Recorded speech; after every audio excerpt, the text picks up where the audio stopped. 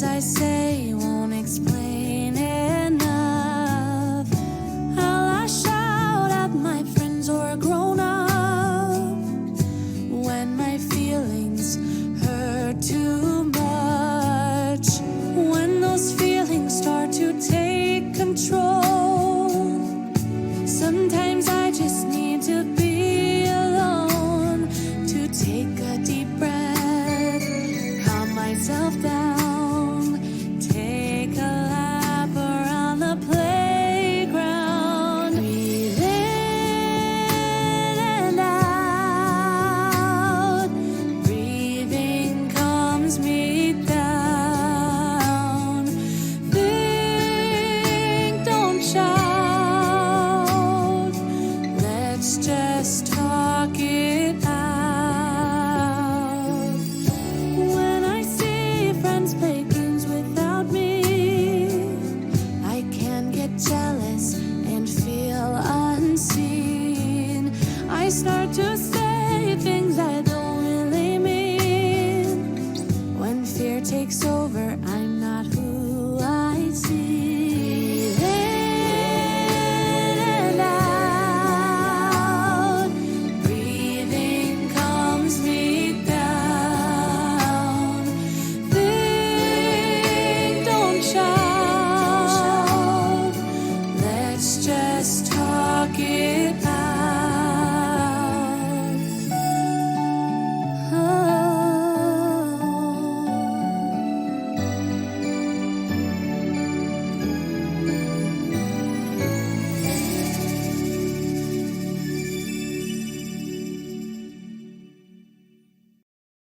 No, no, and thrice no, Gwenda. You cannot have the job because you talk too much. Look, I know that you think that I talk too much, but the thing is that it's just really hard for me to answer the questions that you're asking me in just one sentence. I mean, some people think that this is a good thing that I talk Please a lot. don't give her the job. And I mean, Bye-bye, lady. You may go now. Bye-bye. So, in conclusion, I think you should give me a chance. Gwenda, whoa. What do you know about classical music? Classical music. Well, Gwenda, because I believe classical music could help you with your problem of talking too much. Really? Yes, classical composers wrote beautiful melodies split into balanced phrases or musical sentences. I'll illustrate this with a piece of Mozart. This is phrase number 1.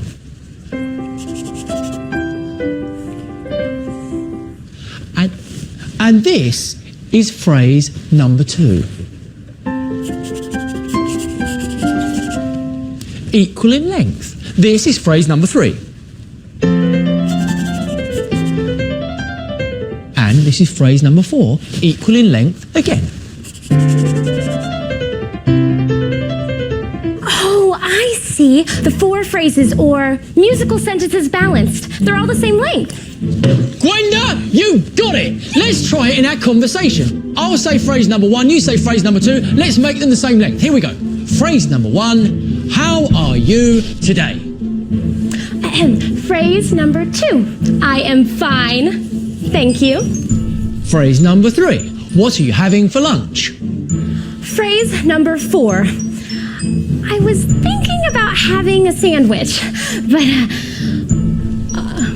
but there's always the problem of not knowing whether or not to get chips or not, because there's not just one type of chip, there's many types of chips. There's regular, there's sour cream and onion, there's barbecue.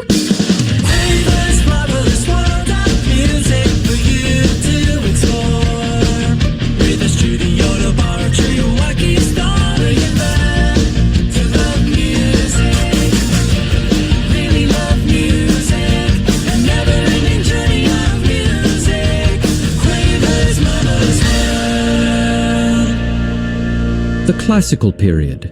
Yeah, so I really Gwenda, it just didn't balance with what I said, okay? You just didn't do it. But we'll let you work in the shop for the day. But remember the classical way. Balanced phrases, neat, ordered and simple. You talk, then Ital. Oh, thank you, Quaver. Oh, I'm so excited. I won't let you down. I've always wanted to work at the greatest musical shop in the world with you and these busts. I love the busts.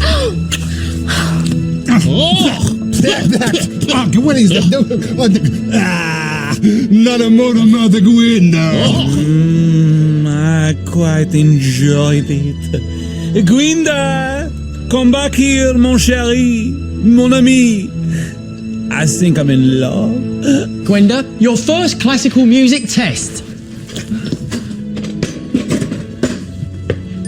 What does that say? The classical period, 1750 to 1820.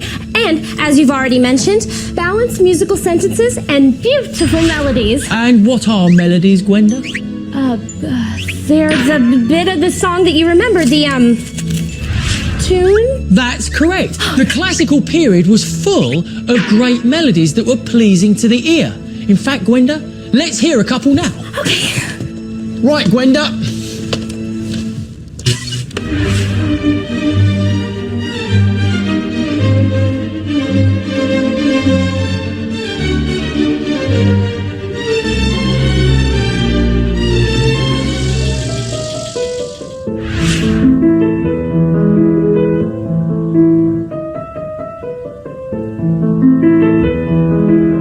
Wow, these are great tunes. I can't get them out of my head. I told you, Gwenda. Classical period, great melodies, and balanced musical sentences.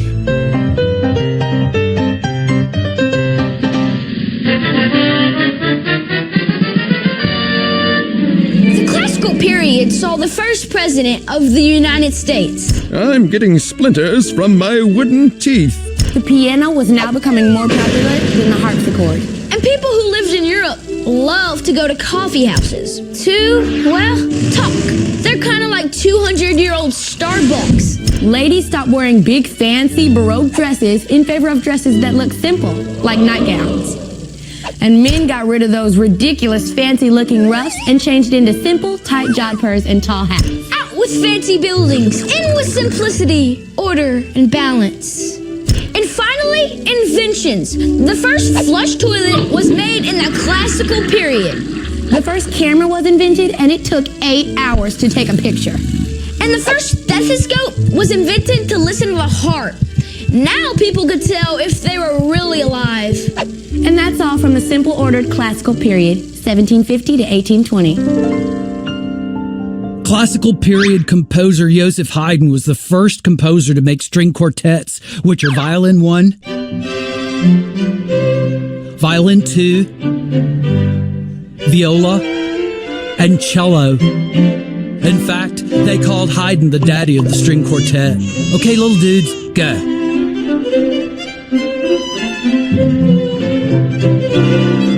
The parts weave over and under each other and move neck and neck through the score. But in string quartets, there's never a winner. No winners. Bogus. La, la, la, la, la, la, la. Oh, I love classical melodies. They're just the best. Ooh, what's this? The Baroque, a Baroque cake. That's when music was more fancy. Quaver was talking about the classical period earlier. Simplicity, neatness, and order. I think I'll make this a more classical cake.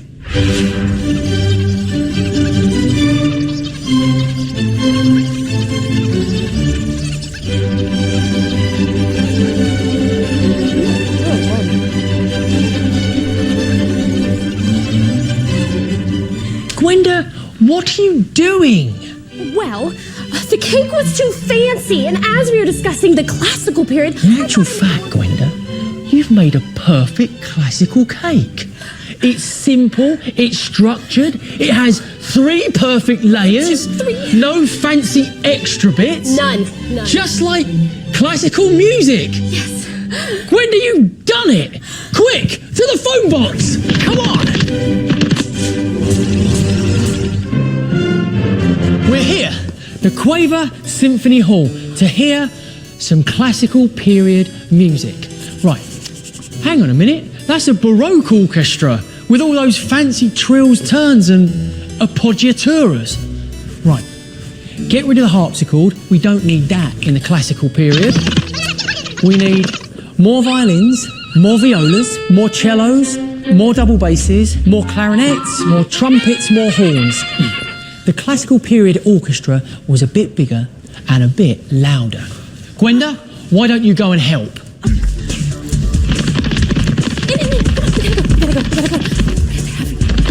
Play. Yes, very good. Hi there, are you excited? I am. Hi. And you? Yes, that's awesome. I think we've done it! Perfect! We've got the perfect classical orchestra. Now let's hear it. Who's this piece by? Mozart, he was one of the greatest composers of the classical period. Okay, conductor, hit it! Hang on a minute. You don't need a baton in the classical period, and conductors face the audience. Try that. Hit it!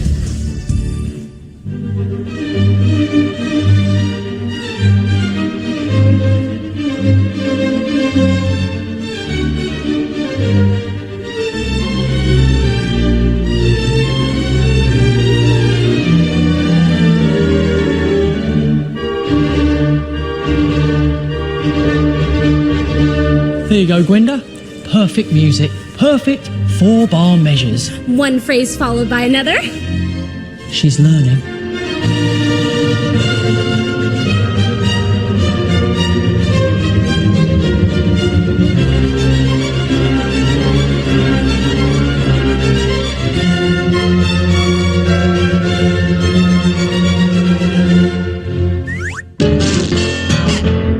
Now, Gwenda, in the classical period, the pianoforte became much more popular, partly because you could play soft or Piano? and loud or Forte. the pianoforte, the soft, loud, which meant you could be much more expressive on it. Listen to this piece by Beethoven. My little finger is playing the melody and all the other fingers are accompanying it and are much softer. Listen.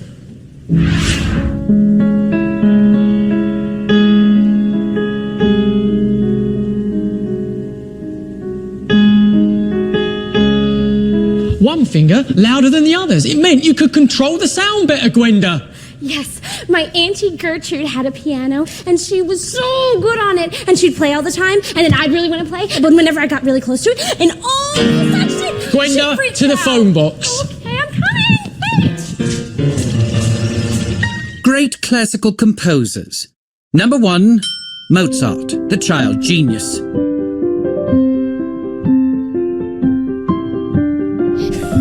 Number 2, Beethoven. Even after he lost his hearing, he kept creating music for others to hear. Number 3, Haydn. Haydn wrote 106 symphonies. He was friends with Beethoven, but didn't like his bad manners. Haydn's Surprise Symphony was written with sudden loud parts to wake up people who had fallen asleep. Number 4, Clementi. Clementi wrote loads of piano exercises. No, exercises for your finger muscles on the piano. Can't I have just one joke? Humph! I deserve more than just a mention. Yeah, you're right. Now, Gwenda, tell us, what have you learned about the classical period? Balance musical phrases like conversation. You say something. And you say something. Right, what else? Bigger orchestras, more wind. Aha! More wind! Wind instruments, more brass instruments. Good. More violins and cellos. The piano was more important. Yes. Less fancy, more organized, simpler buildings, smaller dresses. Beethoven, Mozart, Haydn, Clementi, flushing toilets in coffee shops. Oh, I love the classical period. And cake. Lovely cake. Do I get the job? Gwenda, that was amazing, but you missed one thing. Oh, great melodies! How could I forget? Gwenda, you got it! Yes. Thank you. Gwenda and I will now sing to you a classical piece that we've been working on. It is our masterpiece. Gwenda, let's hit it. Yeah. Let's do this.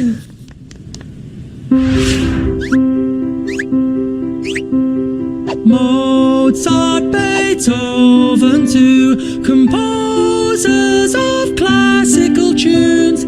Balanced phrases, Beautiful melodies, rich chords to accompany them. Balanced phrases, beautiful melodies, the classical period.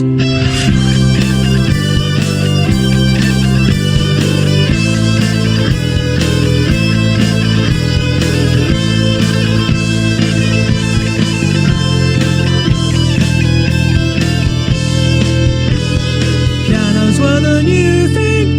orchestras were bigger. Rich chords to accompany them. 1750 to 1820, the classical period. Come on! Woo! This is a melody by Mozart. With great melodies, you can put them in any style, and they still work.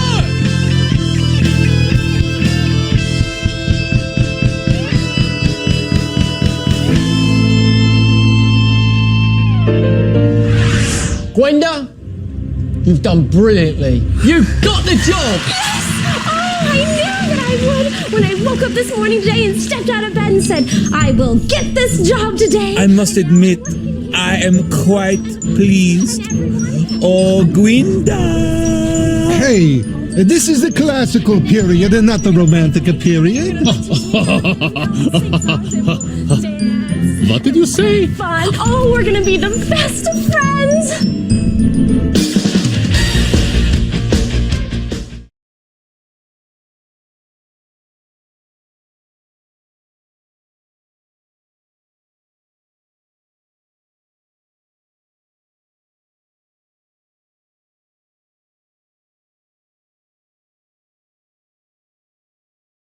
Hello, and welcome to Mr. Henry's Music World. Thank you so much for visiting. Today, we are going to learn about the musical alphabet and lines and spaces on the staff. Let's get it going! Hey there, let's go. Let's begin our music journey. Learning is fun in Mr. Henry's